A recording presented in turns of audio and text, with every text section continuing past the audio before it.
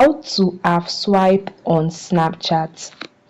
A half swipe on Snapchat is a technique used to preview incoming snaps or chats without fully opening them.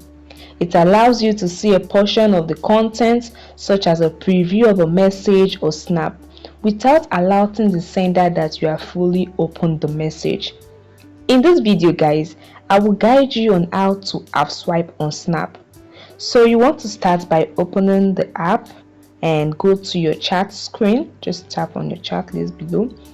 Beside the chat you want to half swipe, place your finger on the screen and swipe it right gently. As you can see on the screen, place your finger and swipe it right gently.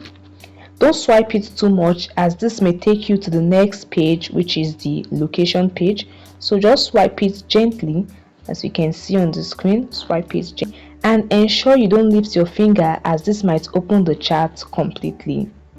Now you can see a preview of the chat without fully opening it. You can just see it, and the user won't know you have seen the preview of this chat.